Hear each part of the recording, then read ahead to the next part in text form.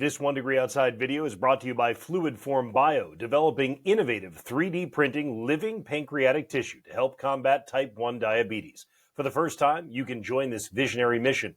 Visit fluidformbio.com or their page on Start Engine to learn more about this exciting work. First weekday of the month at the 1 Degree Outside Weather Network means the monthly forecast. So here we go for the month of May. Why then do I have pattern predictions at the top? That's our 2-week forecast. Well, I'm borrowing a graphic from pattern predictions because a lot of you have been asking about when the last frost is going to be. So I just wanted to show you there's one time frame to watch: the night of the 8th going into the 9th, the night of the 9th going into the 10th.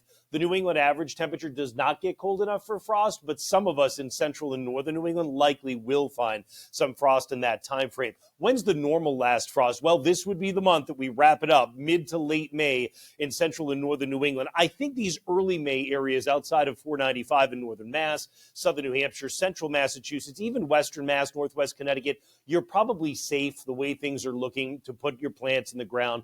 The farther north you go, I've been telling you, we said this in April, stick pretty close to the normals, and that's really the case, I think, in central and northern New England. Stick pretty close to your normal last frost, and I'll show you exactly why I say that. Let's start out with the 500 millibar pattern, which, if you're really into weather, you know what this is. It's the height to where the barometric pressure is 500 millibars. If you're not really into it, look, bottom line, it's average temperature through a really thick column of the atmosphere, with the warmer colors being warmer average temperature and the colder ones being colder average temperature.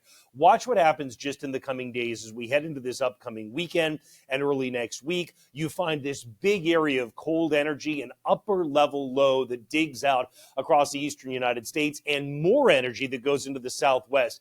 This is really interesting because it sets up a blocking pattern in the atmosphere. What that means is we're going to slow the atmosphere to a crawl across the eastern United States. In this particular instance, you have high over low. If you get a high pressure to the north and low pressure, that tends to slow things down. We call this a Rex block. But either way, when it sets up in the atmosphere, you know things will be slow moving. So much so that actually, even as we get to the end of next week and approach the 10th day of the month, there still may be some leftover energy across the eastern U.S. Plus, you've got the stuff that's really slow to kick out of the southwestern United States. Some vestige of that gets left behind for a while.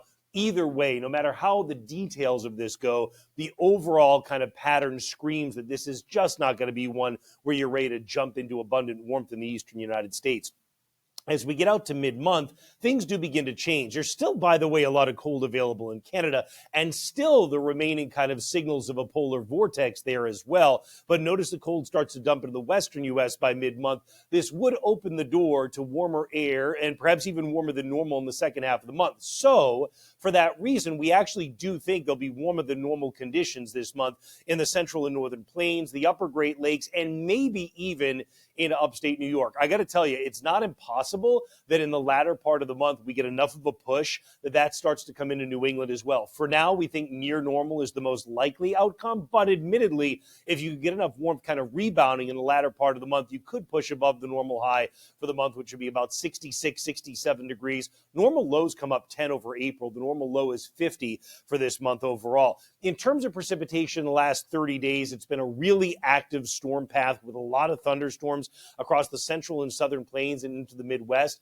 We think that the southern part of this is going to continue. Frankly, we think a lot of this will continue, largely because of what we just looked at. When you get the big upper level lows that kind of dig into the southern and central U.S., that oftentimes means big, broad areas of rain, showers, and thunder. So we've got above and much above precipitation around Dallas and a lot of northern and eastern Texas. We have much below normal precipitation in some of the Corn Belt, where you're going to end up with the warmer temperatures. You're likely going to get drier weather as well. And we do have above normal precipitation in the eastern United States. Now, we tend to be a little bit more removed from that digging upper level low that we looked at. So it will give us periods of showers and rain. You will find that recurring over the course of the month.